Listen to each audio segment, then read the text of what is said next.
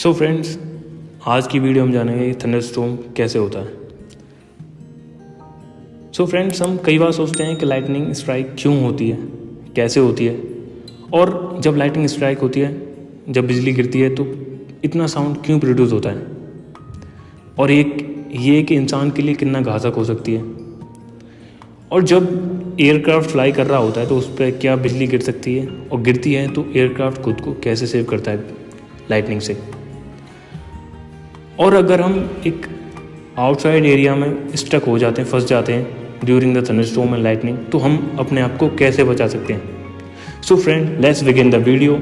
This is Gaurav Singh and you are watching wild life cadet channel. So let's begin the video. How the clouds forms. So basically clouds form starting from the evaporation. Evaporation क्या होता है? Oceans में, reverse में और lakes में जो water होता है, वाटर जब अर्थ सरफेस टेम्परेचर इंक्रीज होता है तो वाटर की जो लेयर्स हैं वो वेपर फॉर्म में ऊपर उठती हैं। वेपर फॉर्म में ये दिख रहा है जो आपको, ये वेपर फॉर्म, ये ऊपर उठती हैं। और ये हवा के साथ क्या होता है, एटमॉस्फेयर की तरफ जाती हैं, आसमान की तरफ, क्योंकि ये गर्म होती हैं तो गर्म हवाएं ऊपर जाती हैं, क्योंकि गर्म हवा की डेंसिटी कम होती है और ठंडी हवा की डेंसिटी ज़्यादा होती है, तो ठंडी हवा नीचे आ जाती है, गर्म हवा ऊपर चली जाती है। तो जैसे ये गर्म हवाएं अपने साथ वेपर को लेके जाती हैं ऊपर आसमान में, तो जब हवाएं ऊपर जा रही होती हैं तो हमें पता है कि हाइट के अकॉर्डिंग टेम्परेचर इंक्रीज होता है। जैसे 165 मीटर हाइट में 1 डिग्री सेल्सियस टेम्परेचर कम हो जाता है। जैसे जैसे ये हवाएं अपने साथ वेपर को ऊपर साथ ले जाती हैं, तो ये जो वेपर जो है कंडेंस होकर एक छोटे छोटे वाटर और आइस क्रिस्टल फॉर्मेट में कन्वर्ट हो जाता है। और ये ही जो आइस क्रिस्टल और वाटर ड्रॉपलेट्स हैं एक्यूमुलेट होकर क्लाउड्स का फॉर्म ले लेते हैं। These are the clouds. So this is how the clouds form. So अब जानते हैं कि लाइटनिंग स्ट्राइक कैसे करती है।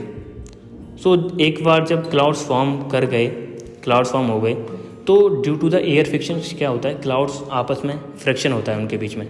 एयर के कारण क्लाउड्स में आपस में फ्रिक्शन होता है। फ्रिक्शन होने के कारण क्लाउड्स में चार्ज एक्यूमुलेट हो जाता है। ऊपर पॉजिटिव होता है, नीचे negative. Same as if we talking about the earth surface, due to the air frictions, जैसे घास होती है सरफेस में, और जो भी सब्सटेंस और जो भी मटेरियल होता है उसमें एयर की वजह से सरफेस पर चार्ज क्रिएट होता है। सरफेस पर पॉजिटिव रह जाता है और नेगेटिव अर्थ जो है अपने अंदर एक्यूमुलेट कर लेती है, क्योंकि अर्थ एक कैपेसिटर की तरह बिहेव करती है, तो नेगेटिव चार्ज वो खुद में ले लेती है। तो सरफेस पर बचता है पॉजिटिव चार्ज। तो सरफेस पर पॉजिटिव चार्ज है और यहाँ क्लाउड्स में जो नीचे है वो नेगेटिव चार्ज है। तो नेगेटिव पॉजिटिव अट्रैक्ट करेंगे, और ये अट्रैक्ट करते हैं क्योंकि बहुत ज़्यादा इसमें पोटेंशियल डिफरेंस बहुत ज़्यादा होता है। यहाँ नेगेटिव बहुत कम होता है, यहाँ पॉजिटिव बहुत ज़्यादा होता है, तो ये आपस में अट्रैक्ट करते हैं तो इससे लाइटनिंग स्ट्राइक होती है। तो अब जानते हैं कि लाइटनिंग जब स्ट्राइक करती है तो साउंड क्यों आता है, इतना ज़्यादा साउंड क्यों आता है। जैसे जब लाइटनिंग स्ट्राइक जो करती है तो उसका जो टेम्परेचर होता है वो होता है 30,000 डिग्री सेंटीग्रेड, और जिसका जो पोटेंशियल डिफरेंस होता है वो होता है 10 करोड़ वोल्ट। और हम जो घरों में बिजली यूज़ करते हैं वो कितना होता है, 220 वोल्ट। तो can you imagine that how much this volt. और इसका जो करंट होता है वो होता है 1000 एम्पियर, और ये एक बहुत ही ज़्यादा नैनो सेकंड के लिए आती है, 0.05 सेकंड के लिए बस होती है। तो जैसे ये आ रही बिजली आ रही, तो इसका जो टेम्परेचर वो 30,000 डिग्री सेंटीग्रेड है, और जो एटमॉस्फेयर में जो ह्यूमिडिटी है, मॉइस्ट है, तो इसका जो टेम्परेचर बहुत कम होता है। तो जैसे ही अगर हम किसी गर्म चीज़ में ठंडी चीज़ को डालते हैं तो एक साउंड आती है ना, जैसे हम जब सब्जी बन रही होती है और सब्जी में जैसे हम कुछ डालते हैं, प्याज या टमाटर, तो एक छन करके आवाज़ आती है ना। तो सेम एज जैसे ये लाइट जो है 30,000 डिग्री सेंटीग्रेड की जो बिजली है ये आती है एटमॉस्फेयर में, जो एयर पार्टिकल होते हैं, कूल एयर पार्टिकल, वो क्या चाहते हैं कि हम इससे दूर हो जाएं। तो ये चाहते हैं, एक्सपेंशन होता है एयर में, तो ड्यू टू दिस एक्सपेंशन एक शॉक वेव क्रिएट होती है इससे, और shock wave creates sound. This is how the sound occur when the lightning strikes. और हमने देखा होगा कि लाइट पहले आ जाती है, साउंड उसके बाद आता है। ये due to the speed of light और स्पीड ऑफ साउंड होता है, क्योंकि लाइट की जो स्पीड होती है 3×10⁻10 मीटर पर सेकंड होती है, और स्पीड की जो साउंड की जो स्पीड होती है वो होती है 343 मीटर पर सेकंड। तो लाइट ऑब्वियसली पहले आ जाएगी और साउंड बाद में आएगा। तो अब जैसे लाइटनिंग हो गई, थंडरस्टॉर्म हो रहा है, तो हम अपनी बिल्डिंग्स को, अपने घरों को कैसे बचा सकते हैं इससे? तो हम इसके लिए यूज़ करते हैं लाइटनिंग रॉड। एक लाइटनिंग रॉड का हम इसमें यूज़ करते हैं। ये लाइटनिंग रॉड किसकी होती है? कॉपर की यूज़ करते हैं, क्योंकि फेराडे ने कहा था कि अगर हम किसी चार्ज को विद इमीडिएट इफेक्ट हम इसको ग्राउंड करते हैं तो वो किसी को हार्म नहीं पहुंचाएगा। तो इसीलिए हम ये कॉपर की रॉड यूज़ करते हैं, क्योंकि इसका रेजिस्टेंस बहुत कम होता है। अगर हम कॉपर की जगह किसी और चीज़ का यूज़ करें, आयरन का यूज़ करें, तो वो बहुत ज़्यादा हार्म दे सकती है, क्योंकि जब लाइटनिंग यहाँ स्ट्राइक करेगी तो इसमें एक पोटेंशियल के कारण ये अपने एटमॉस्फेयर, अपने जो सराउंडिंग में, उसमें हार्म पहुंचा सकती है। तो with immediate effect we have to ground this charge that come from lightning. So इसीलिए हम ये कॉपर का रॉड का यूज़ करते हैं। This is lightning rod. तो अब जानते हैं कि जब एयरक्राफ्ट फ्लाई कर रहा होता है तो उस पर बिजली गिर सकती है या नहीं? ऑब्वियसली गिर सकती है। लाइटनिंग ऑब्वियसली बिजली गिरती है जब एयरक्राफ्ट फ्लाई कर रहा होता है। तो क्यों कुछ नहीं होता एयरक्राफ्ट को इसलिए कुछ नहीं होता क्योंकि एयरक्राफ्ट में क्या होता है, उस तरह के मटेरियल का बना होता है जैसे ये चार्ज एक्यूमुलेट होगा तो एक एल्युमिनियम और एक स्मूथ सरफेस का बना होता है। चार्ज क्या होगा कि एक्यूमुलेट हो जाएगा उसकी सरफेस पर, इतना वो होता है वो। तो ये जानने से पहले एक फेराडे लॉ है, फेराडे केज लॉ।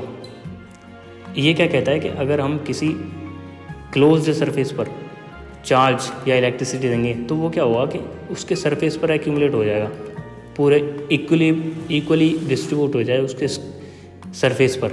जैसे यहाँ क्या, ये आदमी, यहाँ ये लड़की है इस केस में, और ये इसको बिजली दे रहा है, तो ये जो पूरा करंट है इसके सरफेस पर एक्यूमुलेट हो जाएगा, और ये अंदर लड़की को कुछ नहीं होगा, क्योंकि ये एक बाहर पूरा कंडक्टर की तरह वेव करेगा और अंदर एक नॉन कंडक्टर की तरह वेव करेगा, तो अंदर कुछ डैमेज नहीं हो सकता। तो इसीलिए जब लाइटनिंग हो रही हो, अगर आपके पास कुछ नहीं है, आसपास कुछ नहीं है, अगर कोई कार है तो आप उस कार में बैठ जाओगे तो कुछ नहीं होगा, क्योंकि अगर लाइटनिंग कार पर स्ट्राइक करी तो कार के अंदर एक नॉन कंडक्टर की तरह वेव होगा और बाहर पूरा चार्ज एक्यूमुलेट होगा, और फिर वो चार्ज जो है ग्राउंड हो जाएगा टायर से। सेम एज क्या होता है कि एयरक्राफ्ट अंदर से खोखला होता है तो उसका चार्ज पूरा उस पर एक्यूमुलेट हो जाता है सरफेस पर, बहुत स्मूथ सरफेस होती है। और क्या होता है कि जो एयरक्राफ्ट की जो विंग टिप होती है, जैसे यहाँ विंग टिप एंड पर यहाँ एक स्टैटिक चार्ज डिस्चार्ज करके लगे होते हैं, ऐसे करके तीर टाइप में। उससे क्या होता है, एयर में ही चार्ज डिस्चार्ज हो जाता है ज़्यादातर, और बाद बाकी जब एयरक्राफ्ट लैंड करता है तो ये टायर से पूरा चार्ज डिस्चार्ज हो जाता है, क्योंकि टायर में एक कंडक्टर वायर लगा हुआ होता है।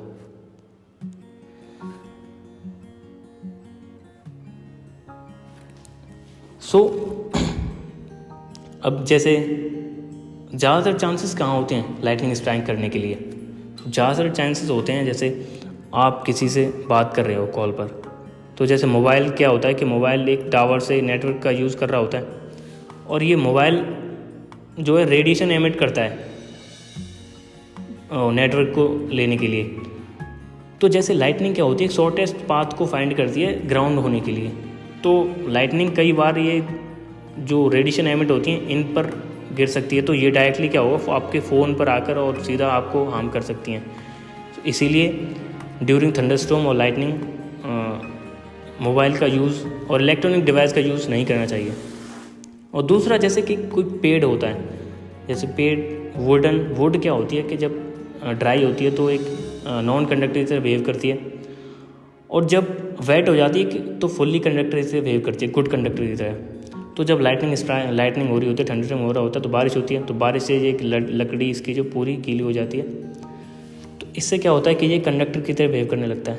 तो लाइटनिंग क्या करती है कि शॉर्टेस्ट पाथ को फाइंड करती है शॉर्टेस्ट पाथ को फाइंड करती है, तो सबसे पहले शॉर्टेस्ट पाथ इसको एक, अगर आसपास कुछ नहीं है तो एक पेड़ मिलेगा, तो पेड़ पर ये सीधा गिरेगी और पेड़ से सीधा ग्राउंड हो जाएगी, पूरा चार्ज ग्राउंड हो जाएगा। इसीलिए कभी अगर थंडरस्टॉर्म और लाइटनिंग हो रही है तो पेड़ के नीचे हमें बिल्कुल नहीं बैठना चाहिए।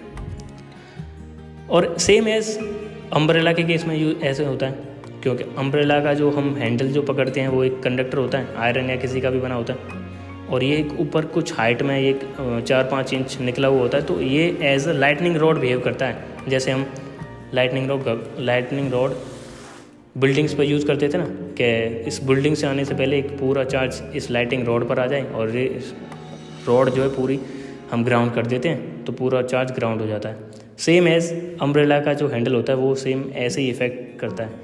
जैसे अम्ब्रेला का हैंडल एक जो पर्सन उसको होल्ड किया हुआ है उस पर जाता है, और चार्ज पूरा पर्सन की बॉडी से होते हुए ग्राउंड हो जाता है।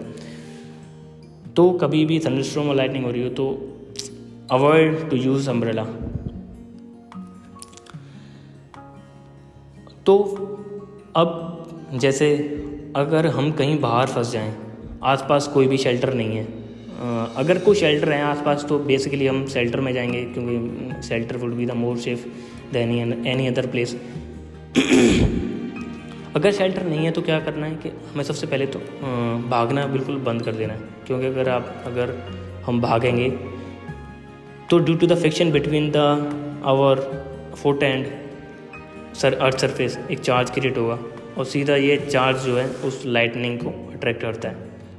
तो सबसे पहले तो भागना बंद कर देना है और बैठ जाना है, क्योंकि अगर आप खड़े रहे होंगे तो हाइट जो है ज़्यादा होगी, और लाइटनिंग, मैंने बताया कि लाइटनिंग जो है एक शॉर्टेस्ट पाथ को फाइंड करती है ग्राउंड होने के लिए, तो बेसिकली हमें बैठ जाना है।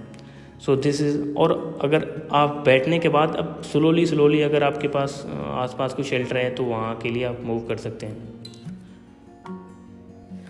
एंड अगर आप एक ग्रुप में हो बाहर और फंस गए हो, तो फर्स्टली अवॉइड द एक आसपास खड़े होना एक दूसरे के, वो अवॉइड करो सबसे पहले, क्योंकि अगर लाइटनिंग स्ट्राइक हुई तो सबकी जान खतरे में हो सकती है। तो सबसे पहले तो एक सर्टेन डिस्टेंस मिनिमम 100 फीट आपको रहना है, और खड़ा नहीं होना है, बैठ जाना है। ऐसे क्या हो सकता है कि इससे हम रिड्यूस कर सकते हैं, अगर कोई लाइटनिंग स्ट्राइक होती है तो फैटल केसेस को हम रिड्यूस कर सकते हैं। So friend, this is how we can save ourselves, and thank you for watching this video.